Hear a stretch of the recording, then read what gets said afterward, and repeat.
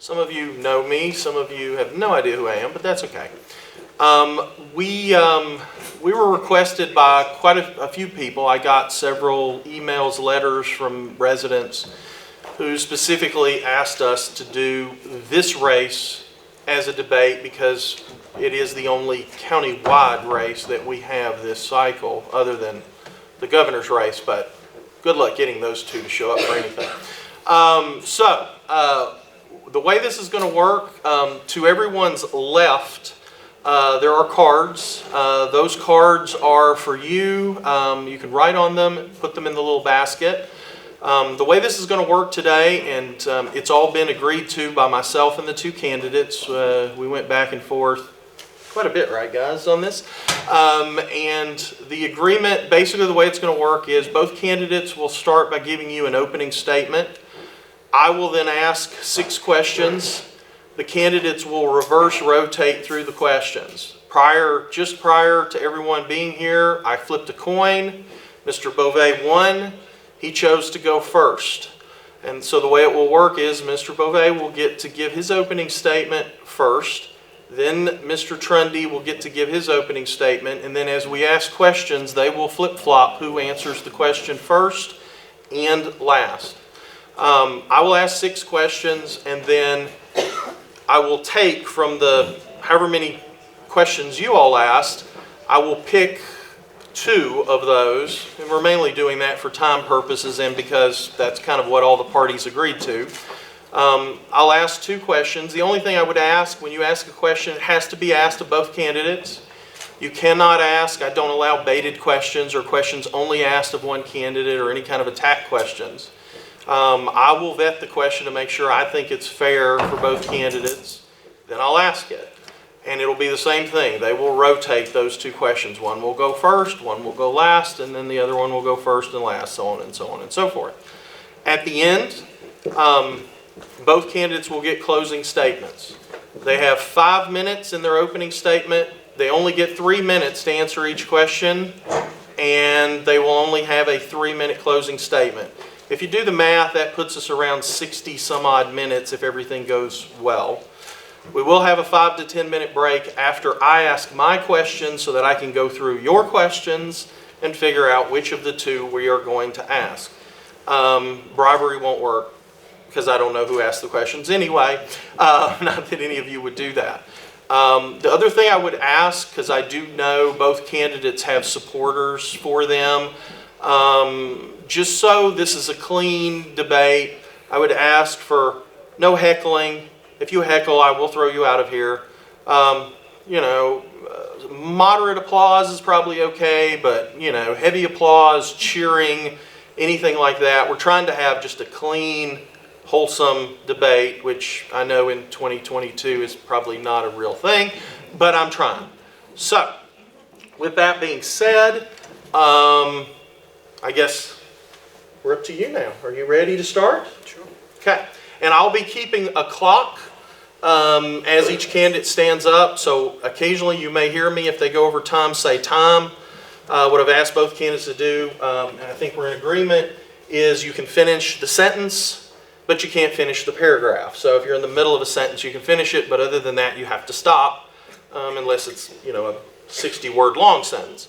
But I'm trying to keep everybody on time so you guys can hear what they have to say, but also not have to be here all night. So, Mr. Beauvais, if you'd like, please. Thank you. Well, thank you everyone for coming out tonight.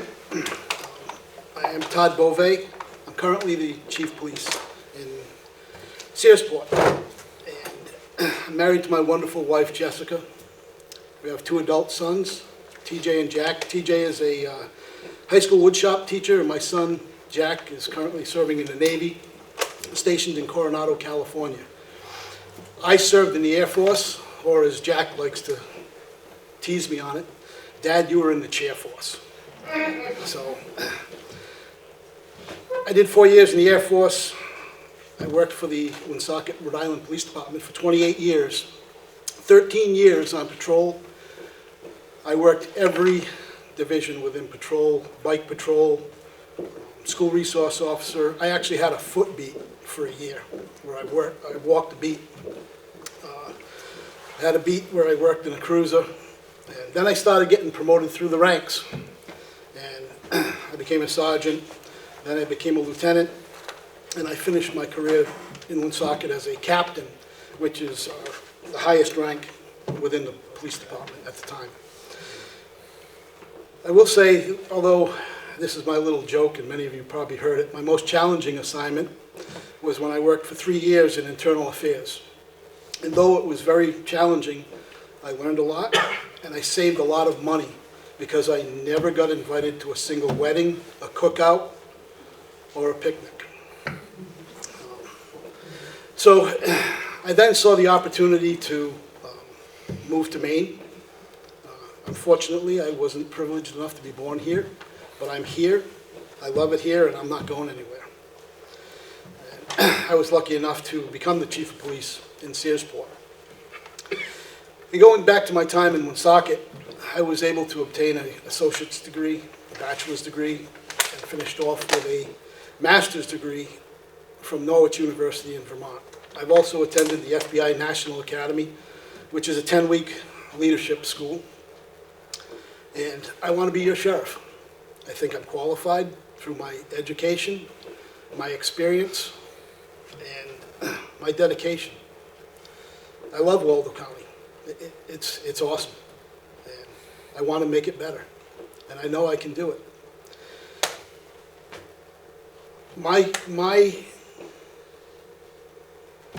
What I've seen since I've been here is the amount of drug activity throughout the county.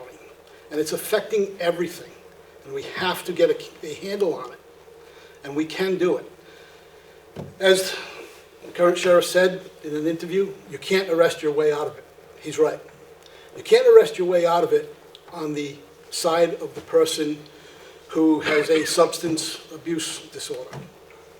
But you can arrest and hold the people accountable on the side of the people that are bringing the stuff into this community. You have to hold them accountable. You have to put the pressure on them and make it so uncomfortable that they do not want to be here. And push them out and make them leave. And at the same time, those persons that are misusing drugs and have an addiction, you have to get them help. And I believe you have to also hold them accountable for the crimes they're committing. So yes, get them help for their addiction. But if they're out there and they're stealing your catalytic converter to supply the financial need for their disorder, you have to hold them accountable for it. And I know that I can form relationships with other law enforcement agencies and attack this drug problem through the use of electronics. And that's about all I got. Thank you. Mr. Trundy, go ahead. Hello, everyone. I appreciate the opportunity to be here with you tonight. I'm Jason Trundy. I am a candidate for the office of sheriff. So I'll tell you a little bit about myself. I'll tell you a little bit about my law enforcement career and a little bit about my philosophy. So I was born right in Belfast. I attended all of the local schools there, graduated from Belfast Area High School back in 1987. That's where I met my high school sweetheart and now my wife of 34 years. We raised our 3 children here in Waldo County. This is where my extended family has lived for many generations. My career in law enforcement started back in 1994. My entire career in law enforcement has been at the Waldo County Sheriff's Office. In '94, John Ford hired me as a part-time correctional officer, and over the past 28 years, I've held almost every position within the office. I started as a part-time corrections officer, went full-time within a few months. After about 3.5 years, I transferred into the patrol division, where I spent several years as a patrol deputy. And then I was promoted to the detectives division, where I spent 8 years as a criminal investigator.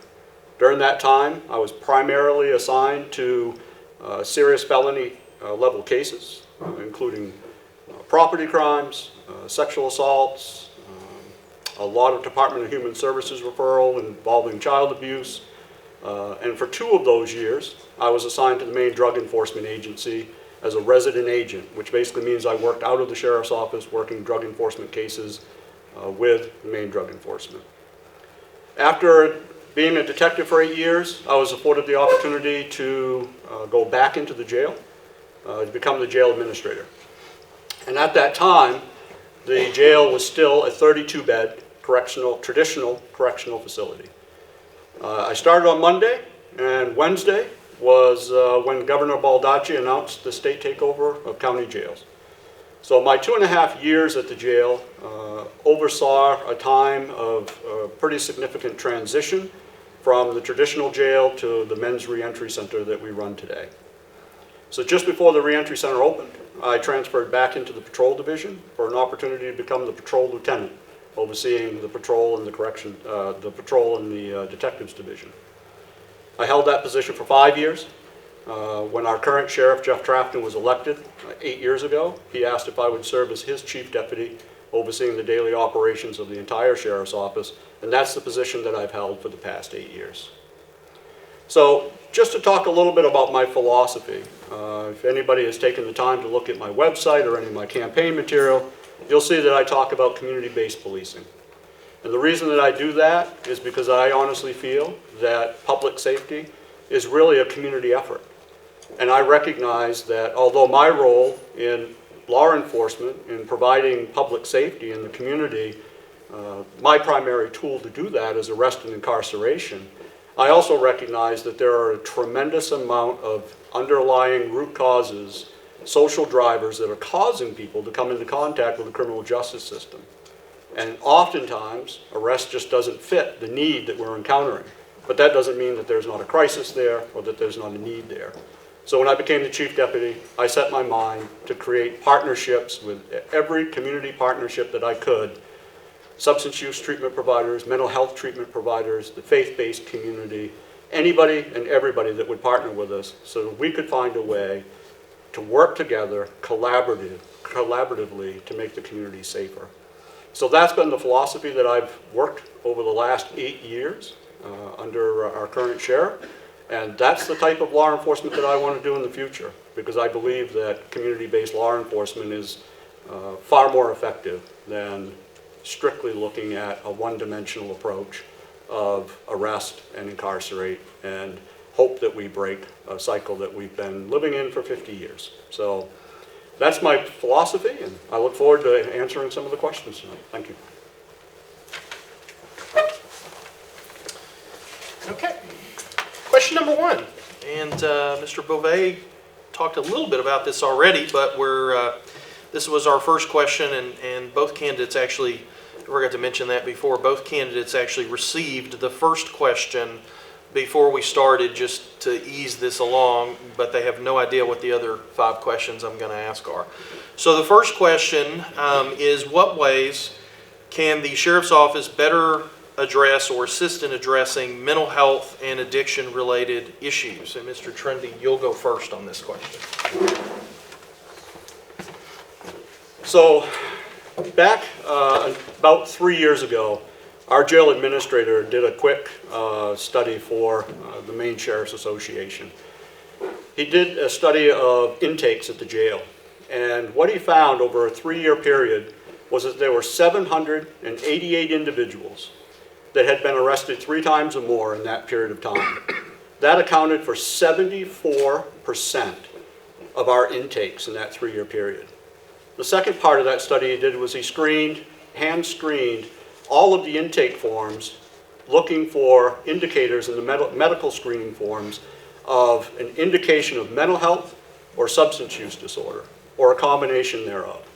What he found was all but 36 of those individuals indicated one or the other of those things. Substance use and mental illness are an incredible driver of the criminal justice system. So it's incredibly important that we have a very robust response to that.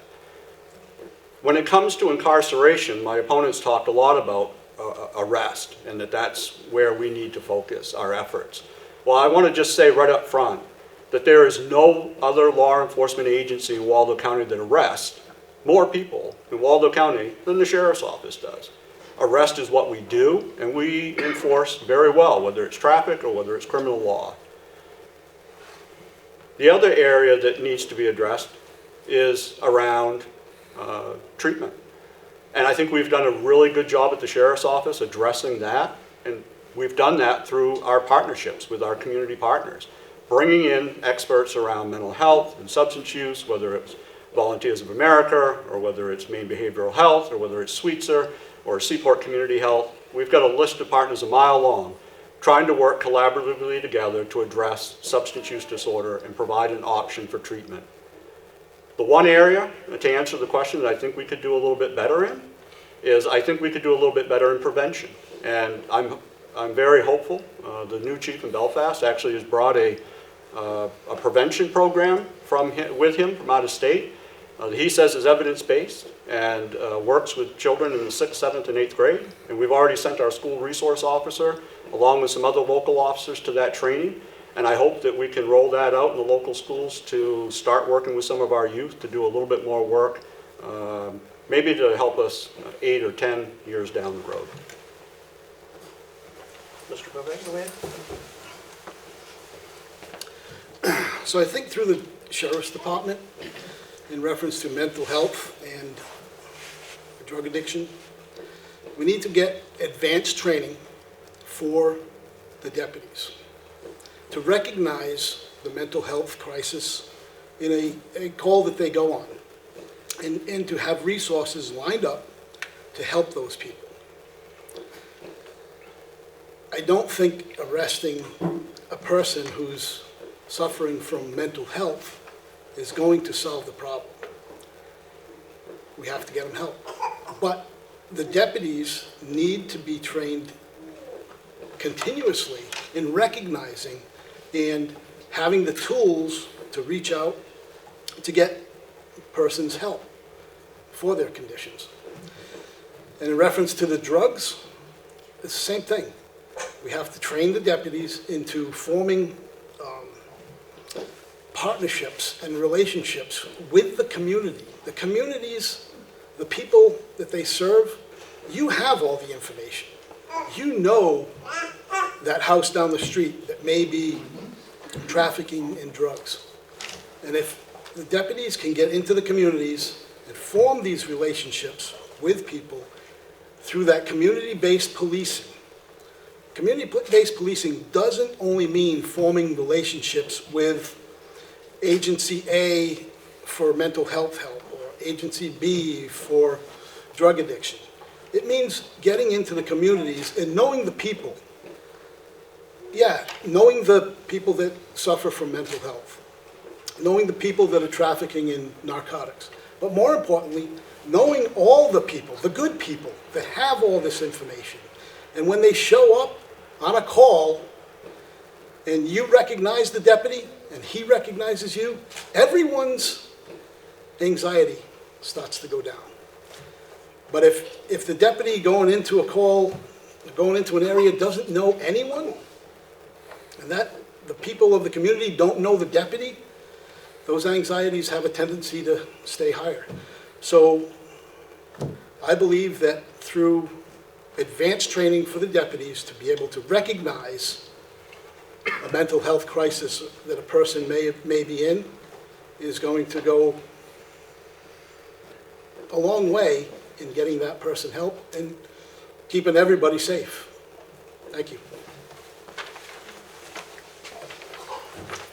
Thank you, gentlemen. Okay, question 2. If elected, what are your priorities as it pertains to staff recruitment and retention? And the gist of this question really is, obviously with a lot of things in the world today, it's getting a lot harder to find good officers and good sheriff's deputies. So the question is not just what you need to do to do that, but also, what types of people are you looking for in your department? What types of people would you like to see working for your department? And again, since we're rotating who gets to go first and last, Mr. Beauvais, you will actually start this question. So any policing agency should be a reflection of its community. And the sheriff's office currently has, I believe it's 22 personnel. They're not as diversified as I think they should be. And I would move in that direction to try to diversify the personnel within the department, within the agency. And as far as recruiting and whatnot, within Searsport, when I first got there, there were only 2 of us. And I was able to recruit and bring into members of the department that had over 30 years experience, over 18 years experience, over 17 years experience. And when agencies begin to lose experienced officers, it's difficult to replace them. Yes, you can replace the body, but you can't replace the knowledge. So the retention within the sheriff's department is hugely important. And I was able to do that in Searsport without offering any bonus. The sheriff's office is currently offering a $15,000 bonus for a sign-on. I don't have anything against it. I just don't think it's fair to the taxpayer. I don't believe it's needed. I think there are other ways in professionalizing and making people want to come to the agency. If they believe in the agency, they'll come. People don't leave these jobs because of money. They leave because of lack of leadership. Amen.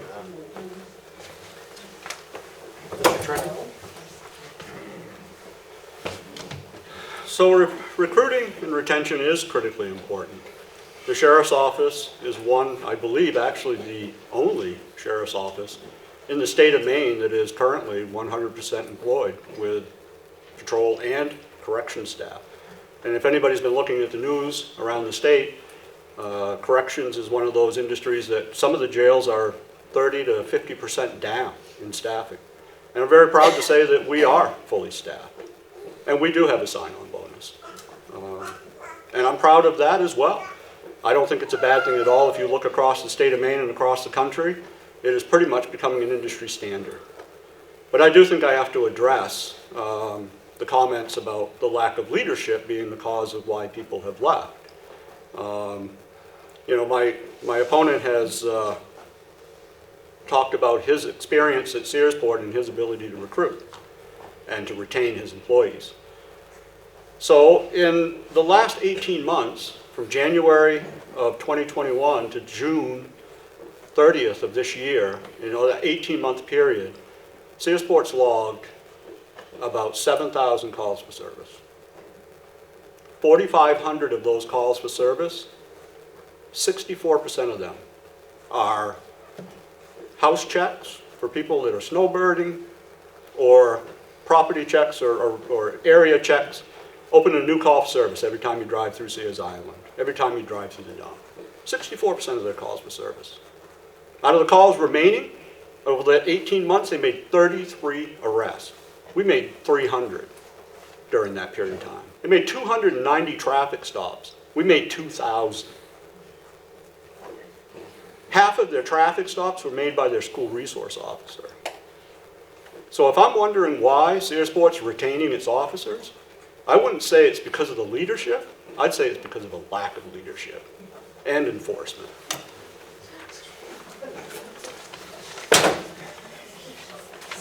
Okay. Question 3, and Mr. Trundy, again, since we're rotating, you'll go first on this question. This is probably the easiest question. If elected, what would you like to achieve during your 4 years in office? And that can mean anything, but basically the way I always kind of pitch this to people is, if 4 years from now you come back to the voters, what would you like to have told them you did in those 4 years? Mr. Trundy, you're up first. So I made a comment in my opening statement about the work that we've done at the Sheriff's Office over the past 8 years. I honestly believe that past performance really indicates a lot about what you can expect in future performance. And so I was asked early on, one of the first questions I was asked is, what kind of sheriff are you going to be? And the answer to that is the exact kind of sheriff's deputy that I've been for the past 28 years, the same chief that I've been for the past 8 years. Our philosophy at the sheriff's office has always been to treat people with respect, to be responsible fiscally, and try to be as reasonable with our taxpayers as humanly possible. That's why we only have 22 sworn patrol deputies top to bottom. That's one officer every 1,800 citizens of Waldo County. The national average is one for about every 425. But we've always tried to get the work done with the number of officers that we can afford in Waldo County. Over the past 8 years, I've worked really hard to build those partnerships that I've talked about, because I think those are critical to providing what our ultimate goal in law enforcement really should be, public safety. The sheriff's job should be to enhance the public safety of this county. And the way to do that, I believe, is 3 things. It's enforcement, which I think we do the best in Waldo County at, hands down. The second thing is crime prevention. And if you look at everything we do, from the reentry center to our community liaisons to every community partnership we have, the purpose of it and the drive of it is to prevent crime from ever happening. That should be our ultimate goal. And those partnerships that we've built in our community, those are critical to making that happen. So what do I want to be able to say to you 4 years from now? That we've continued to do the work that we have been doing now for 15, 18 years. That's what I want to be able to say. Mr. Beauvais, your question. Go ahead. So 4 years from now, I know I will be standing here telling you that I've reduced and eradicated the drug problem, I've reduced crime, and I've retained all the deputies that are currently there. And if I can accomplish that, that'll be huge. That's what the people want.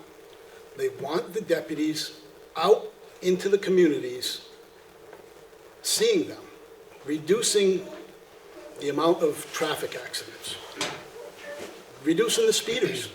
It's one of the biggest complaints every police department gets, the traffic and the speed. So 4 years from now, if I can sit here and tell you that I've done that, I believe I will have accomplished my goals. Thank you. Thanks, sir. Don't go too far. You get to start this next one. Since we keep rotating, usually you basically get to answer 2 in a row. It's kind of the way it works. Okay, question 4. And again, Mr. Beauvais will start this one, and then Mr. Trundy will respond. During your previous interviews with the Republican Journal, you both, at some point, talked about the need to improve or to continue your positive working relationships with other departments. But when I was reading those stories, I noticed neither one of you were that specific. So, specifically, how do you intend, what's kind of your philosophical view of working with the other departments in the county, including the state, and how specifically do you think the sheriff's office can improve and continue those relationships? So the Sheriff's Department is your lead agency, law enforcement agency within Waldo County. And we will be having quarterly meetings with every agency and whomever from that agency wants to come, not just the top people, the brass, and whatnot, and get all law enforcement within the Belfast, the Sheriff's Department, Stockton Springs, Searsmont, Islesboro. Get everybody to communicate with each other, talk to each other, so that we have a better understanding and a better knowledge of what's happening in all the areas. Because the Sheriff's Department is responsible for all of Waldo County, opposed to Searsmont, Belfast, Stockton, and whatnot. So if we have the information and share it of what's going on throughout Waldo County, because the world is so transient now that Here in Searsport, we may have our eyes on a particular person who we suspect of doing drugs. And that information shared with other agencies, they may come up and say, hey, yeah, we see that too, the same person and whatnot. So it's very important that all the agencies, law enforcement, and I'll take it a little further. The Sheriff's Department ought to be bringing all of public safety together. The fire departments, the ambulances, we're really one entity, if you think about it, but we don't, from what I've seen within Waldo County, there are times that we don't play well together. And if we form those relationships throughout all public safety, the taxpayer is the one that benefits, the citizen. So, thank you. Mr. Trundy? So over my 28 years at the office, I'm pretty proud to say that I think the Sheriff's Office has maintained a very positive relationship with all of the working agencies. And one of the reasons that I considered law enforcement at all was because when I was working with my father doing construction work, I would often go into a couple of the local restaurants where law enforcement would gather and have their coffee. And one of them, Mullins and Jed's, some old restaurants that used to be around. And even when I started law enforcement, you know, the camaraderie was great. When I look at other agencies, you know, the state police were mentioned. We are one of the few counties across this state that still maintain our call share agreement with the Maine State Police. And we have a great working relationship with them. Quite honestly, they cover around 2,500 calls for service a year for us as part of that call share agreement. We really couldn't do the work that we do in this county at the level we do it without them. Maine Drug Enforcement, we currently have a Maine Drug Enforcement agent assigned out of our office, and we're in talks right now with them to get a second Maine Drug Enforcement agency. We collaborate through the Maine Sheriff's Association with sheriff's offices all over the state of Maine on all kinds of different things. Resource sharing, intel sharing, Maine Drug Enforcement agencies working across county lines. We just held a training the other day for officer wellness, and we opened that up to every fire agency in the entire county. We opened it up to every first responder, fire, EMS. We opened it up to every law enforcement agency, state police, everybody, warden service. We invited everybody to that. So we are actually in the process right now of partnering with Belfast on another drug enforcement training where we brought a drug enforcement agent up from New Mexico to teach a 3-day training. We do train with other agencies. We do have great partnerships. We have for many, many years, and I don't see any reasons why our agency won't continue to do that exact same thing in the future. You guys are moving along great. I love it. Okay. 5. This might actually be the toughest question. If elected, and Mr. Trundy, again, you'll go first on this one, and then Mr. Beauvais will have his shot. If elected, what do you see for the future of the Maine Coastal Regional Reentry Center here in Belfast? I want to say here, but I'm not in Belfast. That's where I'm usually at. Mr. Trundy, you'll start. So I mentioned earlier that I was the jail administrator during the transition to the reentry center. When I walked across the parking lot and asked Scott Story, who was the sheriff at the time, what it meant that we were going to be taken over by the state, and he explained to me that he was going to try to get us turned into a reentry center, I had no idea what he was talking about. Well, I got a crash course over that 2.5 years as a jail administrator on what the Maine Coastal Reentry Center is. And let me tell you what I believe it is. I believe it is probably the best thing that the sheriff's office in this community has done to reduce and prevent crime in this county. The Men's Reentry Center, you know, I've had a front row seat on the work that that thing has done. And first and foremost, the one thing I've got to say is that the one reason that that reentry center has been so successful is because of the fact that our community, Waldo County, embraced the work that we're doing there. Employers, the faith-based community, treatment providers, employment specialists, people have come out and organizations have come out of the woodwork to come and rally around that reentry center. Because the goal of the reentry center is risk reduction. We identify why these individuals continue to reoffend and come back into the system over and over and over again. Once we find out what that risk factor is, we target that with individualized programming specifically to address those risk factors, reduce those risk factors, and bring those individuals, when they come back into the community, to give them the tools to break the cycle of addiction and mental health issues and reincarceration over and over again. And what does that do? The ultimate goal of that is to prevent crime in the future. And the side effect of that is we return men back to their families, back to their employers, back to their community as productive members of society. The other day, I went to volunteer at the VFW to help distribute food. One of the guys that graduated the reentry center a long time ago showed up to volunteer as well, because he did that while he was at the reentry center, and even after his release, these many years later, he still shows up there, still giving back to the community, and he's still doing well, and he's still in recovery. And that's a guy that, before that, had a pretty lengthy criminal history. That reentry center needs to be right where it is, and I have no interest whatsoever in changing it whatsoever. Mr. Beauvais? So the reentry program is absolutely needed 100% within this community. It's a great program. It needs to be improved upon. The numbers and the finances that it's costing, because we're having to take other persons into the program and paying for them, I think we need to take a look at possibly using electronic monitoring to enhance that program so we can have more people into the program.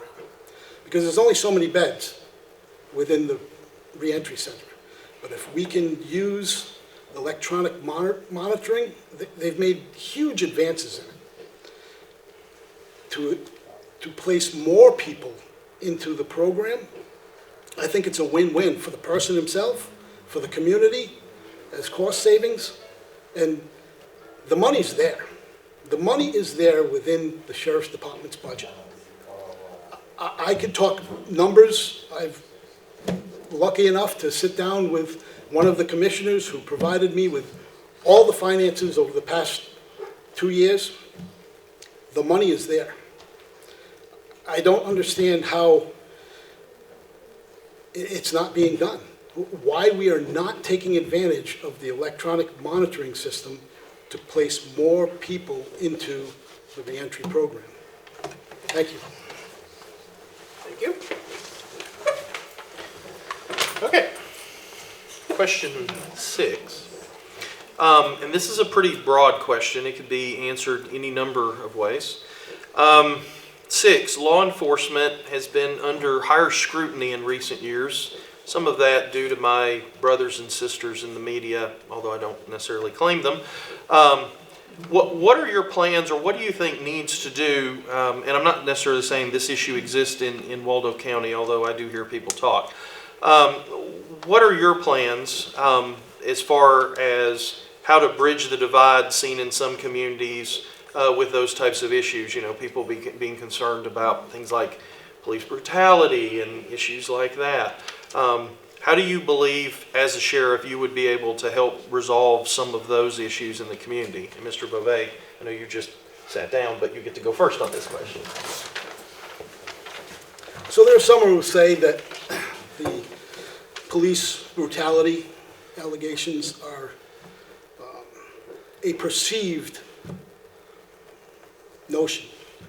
Well, I say perception is 95% of anything.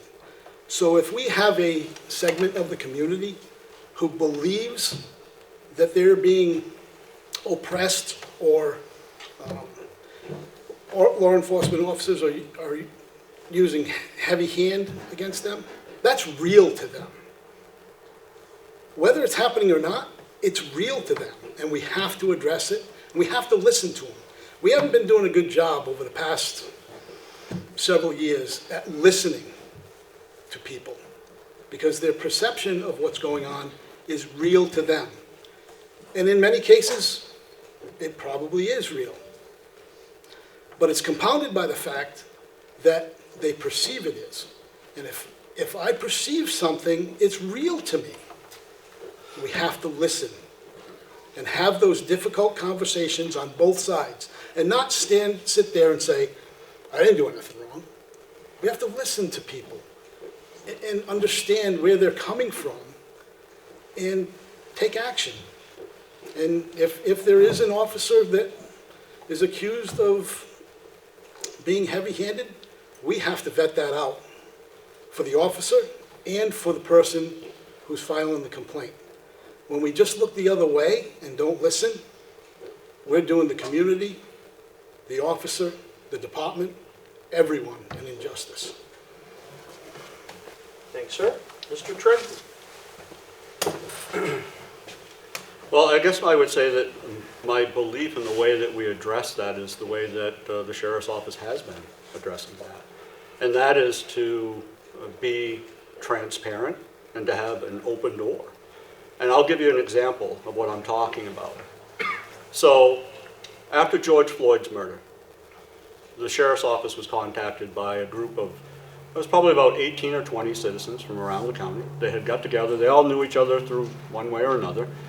And one of their members reached out and asked if the Sheriff's Office would be willing to sit down and have a conversation with this group of citizens that were simply concerned about some of those very issues that were talked about. The things that they were seeing on the news and in the media, the violence, the use of force or excessive force, concerns around social and racial justice issues. So the Sheriff's Office command staff agreed to sit down with this group, the sheriff, myself, Major Porter, our lieutenant, and we all sat down with them. And we've actually, over the last over 2 years since George Floyd's murder, we've been meeting every month. And we've been having conversations, tough conversations, about police procedures and use of force. And we've been doing case studies on situations that pop up in the news. We actually, that group went out and got some grant funding. They brought an instructor in who does work around social and racial justice. And we did 6 two-hour sets of training collectively together, talking about some of those very issues and how they impact law enforcement in the community. We've actually brought that individual in, and he's done training within our staff to talk about those types of things, to try to help our staff understand that there are people in the community that fear the police, either because of the color of their skin or because of family history or because of maybe a prior experience, whatever that reason might be. And whether it be because of their race or their mental health status or they're isolating because of substance use disorder or whatever it might be, we deal with 40,000 unique individuals in Waldo County, and we need to be sensitive to the fact that some of these individuals may fear law enforcement. And the way that we've tried to go about doing that, one of the things we did was we held a public forum. And we invited the public to come and talk with us about any concerns that they have. And that's one thing we've asked this group, if they have anybody in the community that's had a negative experience with the Sheriff's Office in some way, come and talk to us about it. We want to know. Because if there's a legitimate reason why anybody in our community is afraid of a sheriff's deputy, we need to know about it, because that isn't right. So transparency and openness. That's the way we have functioned for the entire time that I've been at the office, and that's the way we'll function if I'm the sheriff. Okay. So now we'll take about a 5 to 10 minute break so I can look at you all's questions and we can pick a couple out. All right, folks, I think we're about ready.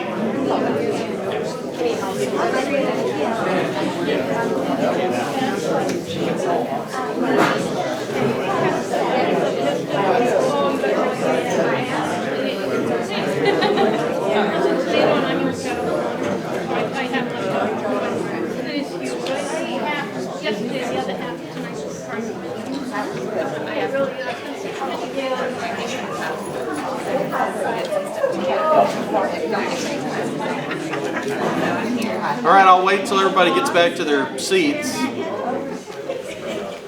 And then And we're almost done. We're almost to the finish line. We're heading into the stretch run. I grew up in a horse racing family, so it is what it is. All right. So since Mr. Trundy finished the last question, he will be the first one on this next question. And I am just going to ask these in what order I want to. I appreciate the questions. There were some good ones in there, but we have to pick two. Some of the questions overlap some of the questions we already asked. In fact, I think we had, 3 or 4 questions about the reentry center. So I guess you guys are kind of thinking the same thing we were thinking. So these are the 2 questions. And actually, I'm going to ask what I think is the tougher question first. So, Mr. Trundy, you're up first on this one. And I don't know who asked any of these questions because no one put their names on them. So you don't have to raise your hand and I'm not going to identify you. This is for both of you. Do you think there is systemic abuse in Maine by the police and the courts? That's a much tougher question than even I asked. So go ahead.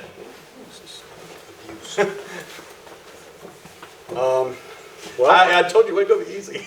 no, I guess that's not an easy question. Systemic abuse. I guess I will try to take a guess at what you meant by abuse.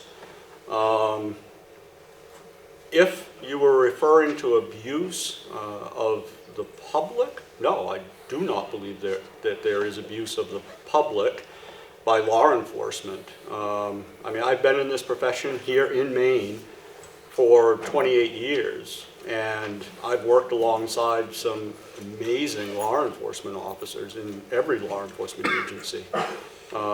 Rarely have I ever seen anybody disrespect someone in the public or treat them in a bad way.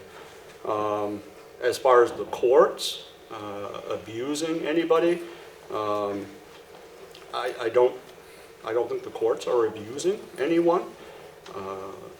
I will say that I do believe our profession, law enforcement in general, is like any other profession, that we have room for improvement. It is not a perfect system. And I do believe that there's room for us to always be reevaluating what we do and how we do it and trying to find a better way of doing it. My profession today, 28 years after I've started it, is much different. And I think it's different because the community has asked us to be different, has asked us to take on different tasks. And I think at the Sheriff's Office we've been open and listened to that, and I think we've been responsive to it. So I don't believe the system is necessarily abusive. I believe most of the people that work with me at the Sheriff's Office and in our profession do it for the right reasons. They're doing it because they love their community and they want to make a difference and they want to make our community safer. And I think most of them are doing that every day. Mr. Beauvais? So, as I stated, I came here 3 years ago. My eyes wide open. I haven't seen any abuse within law enforcement or the court system, but we have to constantly evaluate that and watch for it. And I don't know who asked the question, but I would invite you to come and talk to me. I'd like to learn a little bit more about what you're referring to specifically. But I can tell you from the 3 years I've been here, I haven't seen any abuse within law enforcement. I'm not saying it doesn't exist, because it only takes that one person who suffers from it to feel like it is happening more than they may be victim to. So, whomever you are, I would invite you to come and talk to me one-on-one. Thank you. Thank you, sir. Okay. Last question. This one's easy. And you'll go first, so it's good you're still standing up. How would your employees describe you as a supervisor, and what do you think are your best leadership qualities or quality? I think my people who work with me would describe me as a listener, a caring person, and always willing to help out. I I work in a small agency, so it is a little bit easier for me to jump into the mix of things and handle calls and be there as their backup if they need something or advice when they have it. And I'm always willing to listen. All of my people that work with me, we're always talking. We're always having conversations. And I think that's probably the biggest thing they would describe me as, a good listener. And I think they would tell you that I lead from the front. I don't sit behind the desk. I'm out there with them, handling calls, and at the same time, getting my administrative responsibilities done, although I will admit sometimes my administrative duties take a back seat, but I spend the time and get caught up. So, thank you. Mr. Trundy? Well, I would describe law enforcement as a family. I think anytime you've ever watched a cop show or if you've heard about the profession of law enforcement, we refer to ourselves as a family. And all of us have families, and I think everybody would recognize that sometimes those families can be dysfunctional. So I love everybody I work with. I love everybody that I've worked with over the entire 28 years. Sometimes we don't always necessarily agree with each other. Sometimes we have different opinions. But I think if you were to ask the vast majority of them, they would refer to me as not only probably a friend somewhere along the way, as a coworker, as their boss. I believe that they would probably say that I'm probably compassionate. I tend to be a kind of a person that cares about people. I care a lot about where people are, things that are affecting them, whether it be personal or whatever it may be. And that extends well beyond just my brothers and sisters in law enforcement. It extends to the entire community. So I think if anybody was going to use a word to try to describe me, maybe that would be the one. All right, so we basically, don't go too far. We've basically come to the end. So at this point, as I mentioned at the beginning, both candidates will have a chance to give you their closing arguments. Again, since we've been going in the same order with the coin flip from the beginning, since Mr. Trundy answered the last question, he will answer this one first, and then Mr. Beauvais will get basically the last word. So, and they both get 3 minutes. So, Mr. Trundy. Well, again, I just want to thank everybody for coming out tonight and giving us the opportunity to talk with you. I think I want to close with something that I touched on earlier, why I want to be your sheriff. I talk about growing up in this community and being connected to it and having deep roots in it. I don't think for one moment that just because I was born and raised in Belfast that somehow gives me an extra privilege to be your sheriff. But I do believe that when you police a community that you grew up in, that your family lives in, that your friends live in, that you're going to walk to the grocery store and see those people in a few days, I think it does cause you to police that community differently. Because I think you recognize that there's consequences to the decisions you make when you write that ticket and you take somebody's food off their plate or heating fuel out of their tank because you know them and you know they're struggling. Or when you arrest somebody, you know the impact that that's going to make because you know the family. I think that does taint and change the way that you look at the work you do. I think it gives you pause, and I think that's a good thing because I think it's important that you're connected to the community that you're policing. And I talk about my 28 years at the sheriff's office. And again, I don't think that that's an automatic ticket that I get to automatically be sheriff because I've been there for 28 years. But what I do think it does is it gives me a depth of knowledge of 28 years of not only the sheriff's office, not only every operation of it, corrections and patrol and the civil service side of it, but the history that brought us to where we are today. Because there is a lot of history. All those years of legislation and work and commitment by 4 different sheriffs to get us where we are today. I was there along that entire path. And I think that that is important because it gives me a commitment to the agency, to the personnel that work there, and it gives me an understanding that I don't think my opponent has. And so the last thing I would say is my connection to the community. I am connected to this community. I'm a member of Rotary. I've served in my select board in town. I've served on the boards of nonprofit. I believe that your law enforcement officer should be connected to your community and your community should feel connected to your law enforcement officer. And I've spent 28 years of my life connecting myself to this community. And because of that, I have a deep commitment to the safety of this county and to the quality of life that we all enjoy. And that is why I want to be your sheriff. Thank you. Mr. Beauvais? I was going to use the time at the end to talk about the budget, but I've decided to go in a different direction. I just want to read something to you. In closing, I want you to know that I will make your sheriff's office, both patrol and corrections, a better place to work and stop the loss of quality personnel. I see 4 people out here who used to work within the sheriff's department, and they don't work there anymore, and I'd like to know why. So through this plan on making Waldo County a better place to live, work, and raise families, your deputies will get back to community-based policing within the communities they serve. They will form relationships with you, the citizens. And I want you to ask yourself this.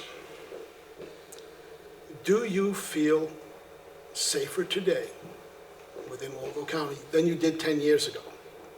And if the answer is no, I promise you, I will bring the change that is needed to this county to make everyone safer. Thank you. But if you want to talk to me about the budget, please get in touch with me. All right. Thank you, gentlemen, and thank you, folks. And this ends our program for the evening. So thanks, everyone, for coming. You did a great job. Thank you. Kendra, who's sitting right here in front, she will actually be writing a story about this. She's also, as you've seen, videotaping. As I mentioned at the beginning, the goal is to get this up either later this week or early next week. In her story, we'll also put a hyperlink. So if somebody wants to watch this again, or if you know a friend who you think should have watched it, you can get it on our website. We'll have it up. It won't be up tonight. It won't be up tomorrow. It'll either be later this week or early next week, but we will have something up on our website, the entire video of this meeting today. So, thank y'all. Thank you. Yeah, thank you guys. Good luck to both of you. Yeah.